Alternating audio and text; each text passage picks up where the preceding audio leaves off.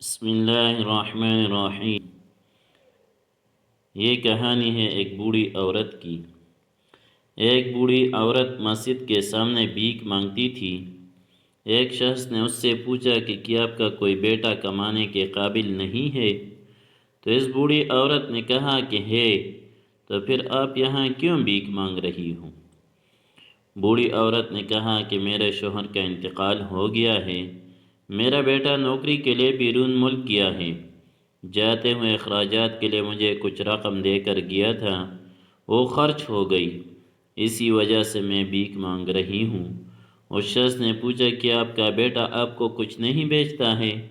بوڑھی عورت نے کہا میرا بیٹا ہر ماہ رنگا رنگ کاغذ بیچتا ہے، جسے میں گھر میں دیوار پر چپکا کر رکھتی ہوں۔ وہ شخص اس کے گھر گیا اور دیکھا کہ دیوار پر بینک کے 60 ڈرافٹ چسپاں کر دیے گئے ہیں، ہر ڈرافٹ 50,000 روپے کا تھا۔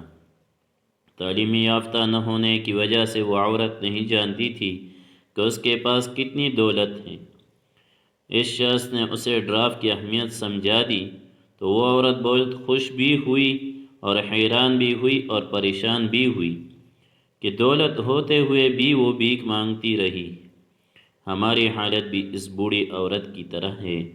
ہمارے پاس قرآن ہے اور ہم اسے اپنے منہ سے چومتے اور ماتھے پر لگا کر اپنے گھر میں رکھتے ہیں، لیکن ہم اس کا فائدہ صرف اس صورت میں اٹھا سکیں گے جب ہم اسے پڑھیں گے، اس کے معنی اور تفسیر کو سمجھیں گے اور اس کو اپنی عملی زندگی میں لے آئیں گے۔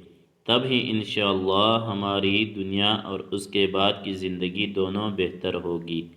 بہت بڑا خزانہ ہمارے پاس موجود ہے، لیکن ہماری جہالت کی وجہ سے اس میں چھپے انعامات سے آج ہم سب محروم ہیں۔